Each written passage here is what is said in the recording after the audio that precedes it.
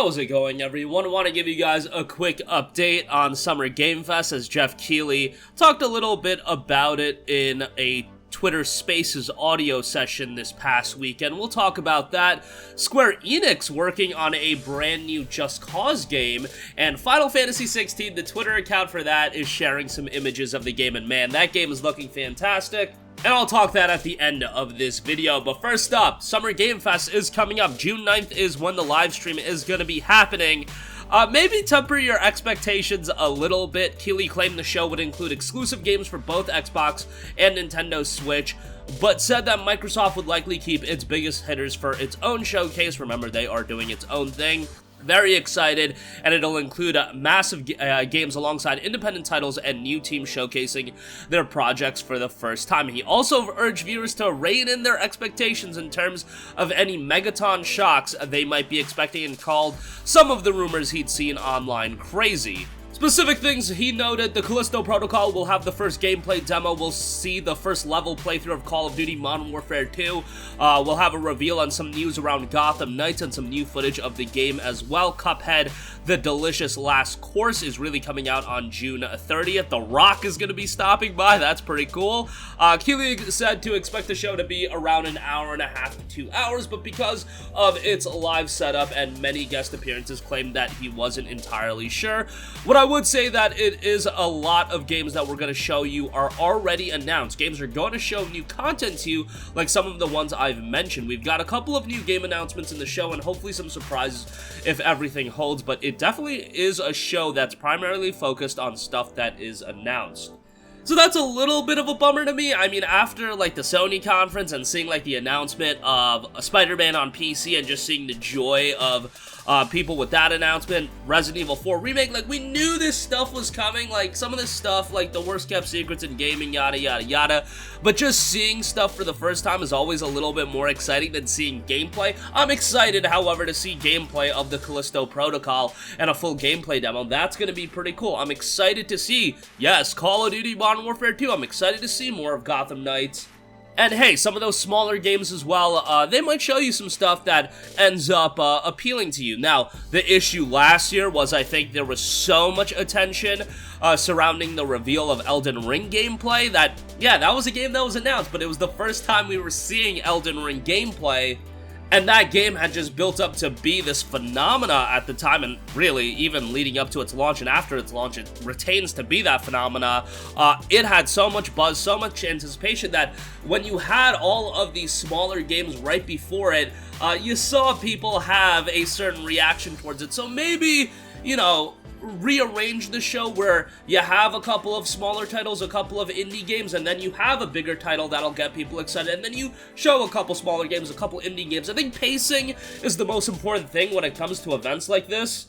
And that's really why a lot of E3 events, the content sometimes might be pretty decent, but the pacing is just so bad, where you have like a 40-minute block showing PlayStation Move stuff. I just remember, I'll be scarred forever from that E3 conference, whatever that was, where we just had way too much PlayStation Move stuff. But nonetheless, pacing really does help a show just be far more digestible and have the viewer engaged. I mean, attention spans are shorter than ever these days, and you want the viewer engaged at all times and have something that, you know, you'll enjoy all the way through. And if it is just a bunch of smaller games after smaller games, it's gonna disconnect the audience, and that's not doing anything for anyone.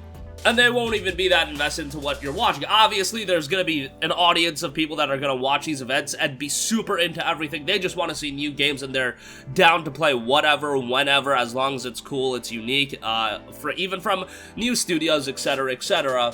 But I just think there's little things you could do that will just make the show more enjoyable. And I think, you know, you already know Callisto Protocol is going to have a gameplay demo. That's big. Call of Duty Modern Warfare 2 is going to have a first level playthrough. I could see that opening the show. That's pretty big. You got Gotham Knights. You got a couple of surprise announcements, even if it's primarily going to be focused on stuff that's already announced. If you have a couple, you know, surprise announcements here and there, just one or two, that's all you really need. I think overall you can have a decent show that'll get people excited. And remember, right after that, you got the Microsoft Xbox Bethesda showcase. And I really think for the rest of the summer and going into like early September, you're gonna see more and more news trickle out, especially because Sony hasn't had their first party showcase yet. That State of Play was pretty darn good, but all of that content, or the majority outside of Spider-Man PC, that was all third party stuff, and even that show was pretty darn good. So Sony's gonna have their event, Nintendo's probably gonna have, Sony is gonna have another State of Play at some point, Nintendo's gonna have their Direct at some point. There's gonna be more and more stuff that will happen, but hopefully a solid showing out of Summer Game Fest. But do keep your expectations a bit tempered. But I think State of Play set a solid tone for everything to expect going forward. I really just hope, honestly, Microsoft and Xbox, they deliver something high quality, because after Starfield got delayed, after Redfall got delayed, I think they have more pressure than anybody in terms of, you know, just getting people excited about Xbox again, you know, just having some quality stuff for the latter portion of 2022. I've been vocal about the fact of, you know, Xbox Game Pass is incredible and incredible value, but it would be nice if they had a couple of quality first-party titles for the year, and I thought they did a great job last year, bro. Forza Horizon 5, Halo Infinite, that was a good 1-2 punch to close out the year.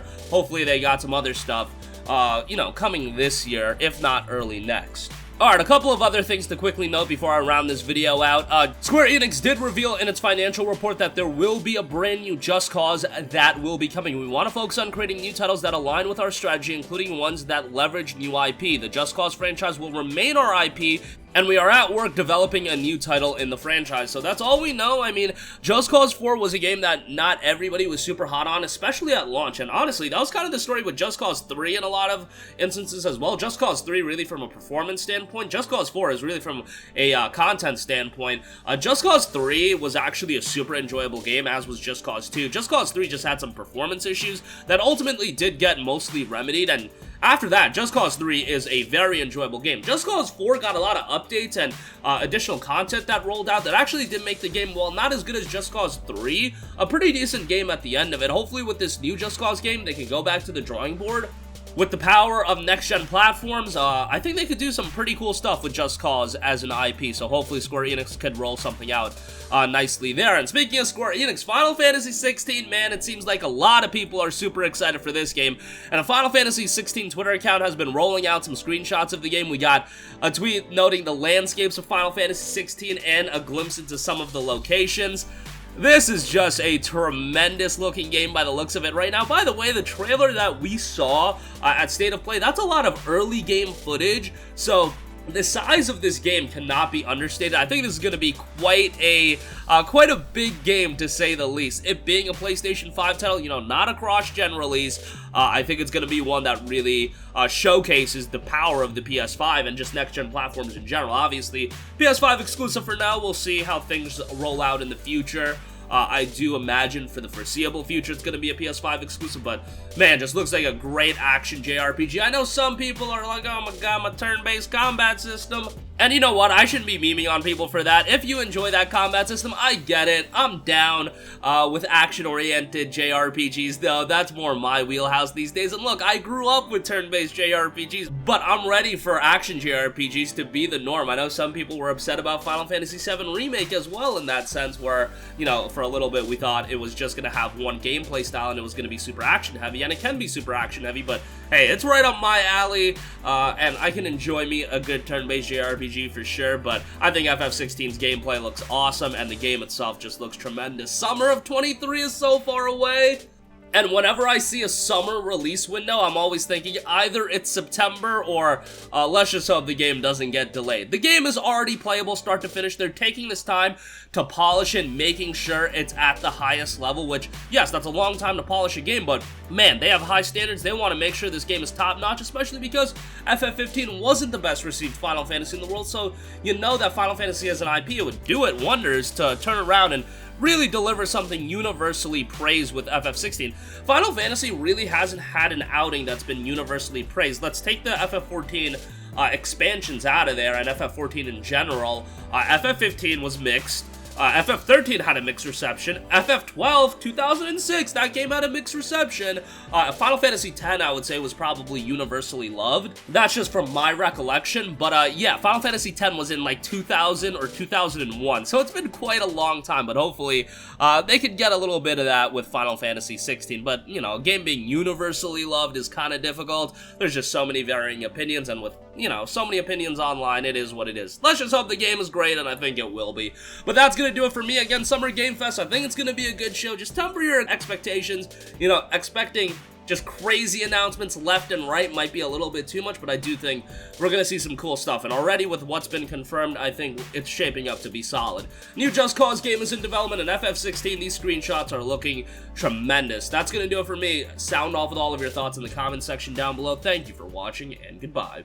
Hey guys, we hope you enjoyed the video, and if you did, make sure to hit the subscribe button, and if you're already subscribed, do us a favor and hit the bell icon. This way you'll be notified whenever we post a new video. That's the best way to keep up with all of our uploads, and we usually try to upload 2 videos a day. And with the bell icon hit, you'll be notified whenever we do upload a video. As always, thanks for watching.